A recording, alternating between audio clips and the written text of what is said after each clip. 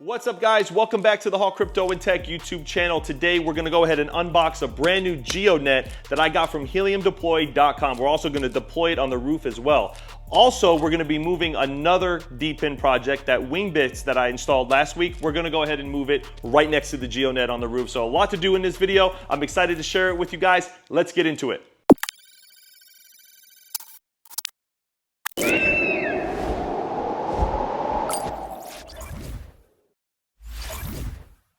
Today's sponsor is heliumdeploy.com. The guys over at Helium Deploy sent me a brand new Geodnet, and I'm super excited to get it set up in this video. You can see here that I have the Geodnet Mobile CM. If you're interested in purchasing one, use promo code HCT25 for a discount at checkout. Okay, guys, so unboxing this is going to be really easy. Go ahead and remove this paper here. Let's go ahead and move that out of the way. Put that there. Let me see, how do we open the front here? Oh, does it slide out? I think it slides out, actually. Go, okay. And wow, this is it. So this is everything that comes in the box. Here is the information for this unit. So I'm not sure what information that is. So I'm gonna go ahead and put that away for a second. But this is the Geodnet itself. Kind of looks like a alien spacecraft kind of looking thing here. So we have the wire that comes with it, which is really awesome. This device actually connects to it as well. Looks like it's part of the initial setup. Now, like the Wingbits, I'm assuming it comes with mounting gear. So here's some USB stuff here. Here is that. Let's go over here. Yep, it does come with that mounting rod that we had on the Wingbits. So similar design to the Wingbits, not bad, right? So there we go. That, I think that is it. Let me go ahead and remove this. Nothing underneath. There is some stuff here though. Let me see. Oh, these are the mounting points as well. So this is everything that pretty much comes in the box.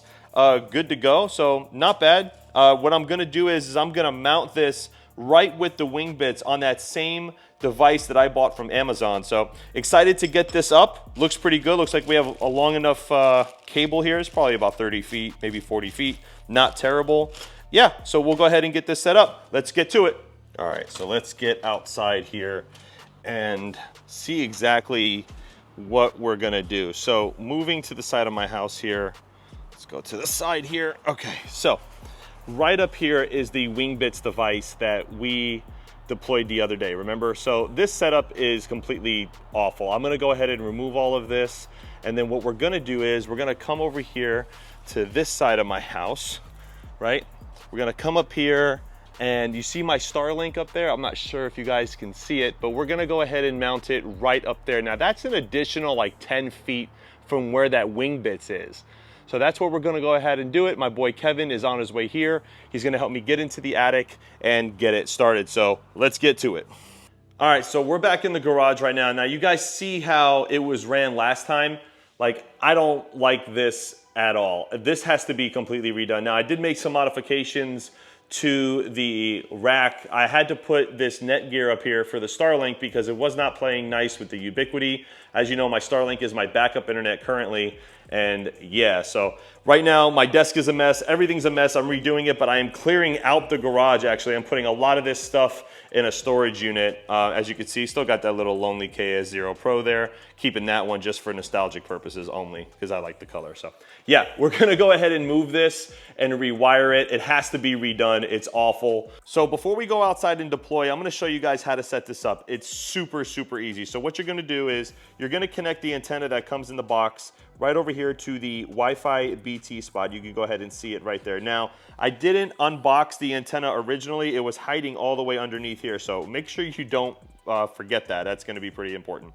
So moving forward, you go ahead and connect the Geodnet here. And as you can see, it's sitting right there. This is just for pure setup, guys. I'm not obviously deploying it here. I'm gonna put it outside. Then what you're gonna do is you're gonna go ahead and scan your Wi-Fi on your cell phone, and it's gonna look something like this. This is the network that you're gonna look for. Once you see that, you're gonna use the serial number on the back of this device as the password. Make sure you use caps and all that good stuff, and make sure you copy it exactly. Now, I'm not gonna turn this over because my serial number is here, is unique to my device. I'm not gonna do that. Once you do that and you're connected to the device, you're going to go to 192.168.4.1, and that's going to take you to the menu of this device. Once you get there, it's pretty self-explanatory. You put your Wi-Fi, you put your password to the Wi-Fi in your house, and then you do a unique minor key. That's something that only you know and is going to be unique to your device. It's really simple to set up, guys. I highly recommend you do this before you deploy. Now, once you're successfully connected to Wi-Fi, the green light on the front will remain solid. So pretty easy to set up, not confusing at all. Make sure you do this before you put it up on the roof. Real quick, I want to interrupt the video because I want to know what your opinion is. Let me know in the comment section below if you like what I'm doing with my setup. If you have any suggestions, I am open to it. All right, let's get back to the video.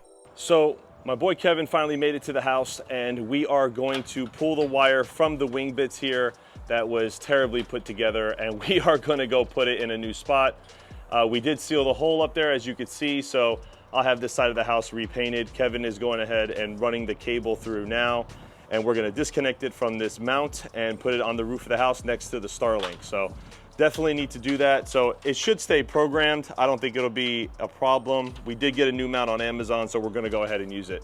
Real quick, guys, I wanna show you my buddy's work van. Now, this is the Mercedes van that he has, and this thing is stacked. Dude, got a full workbench here, bunch of tools, tool chest, backup batteries, like crazy stuff. He's got networking, a separate computer here with a monitor, a coffee machine.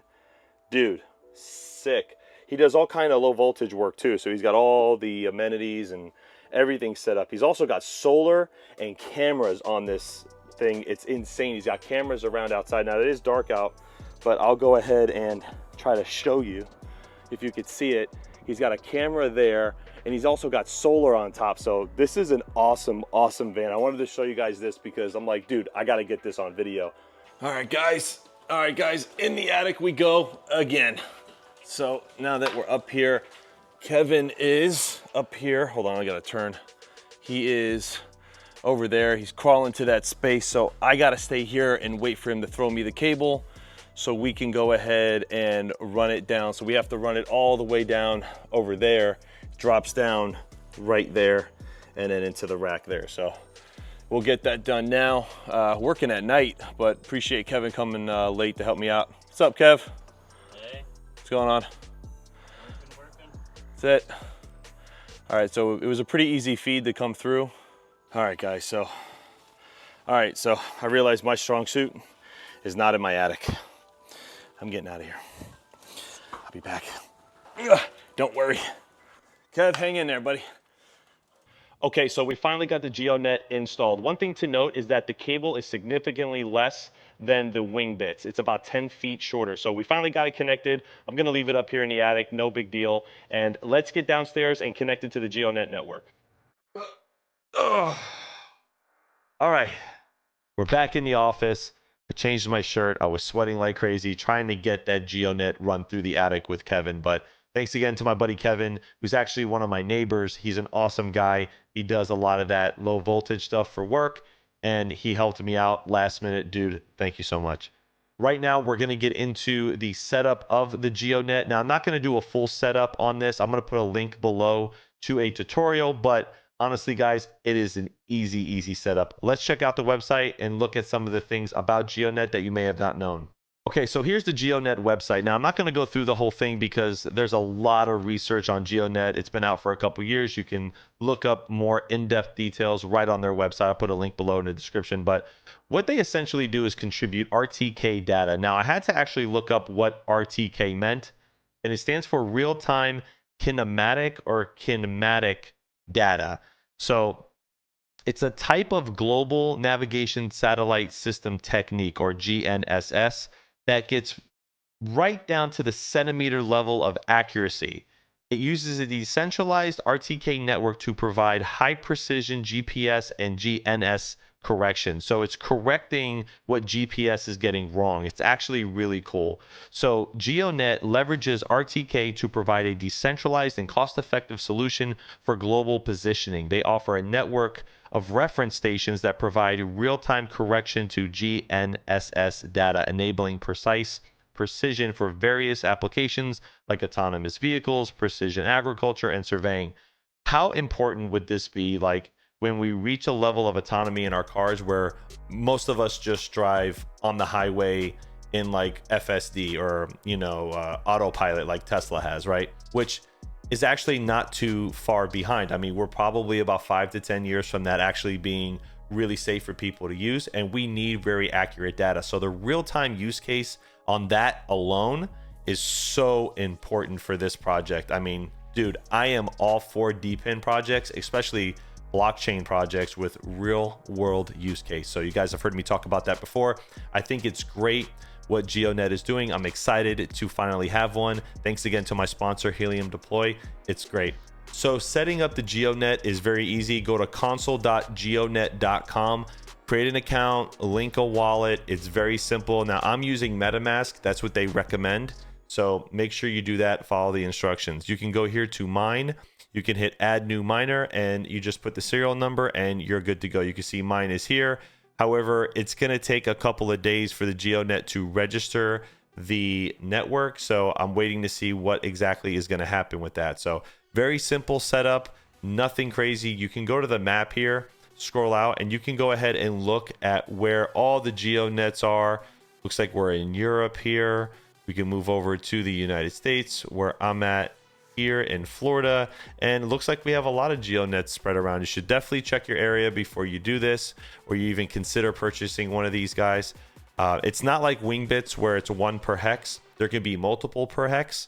So make sure you do some research and see what area would be best for you. Well, if you made it to the end of this video, I greatly appreciate it. Thank you guys for supporting my YouTube channel. Make sure you comment, like, subscribe, hit that notification bell, and I'll see you guys on the next video. Have a great day.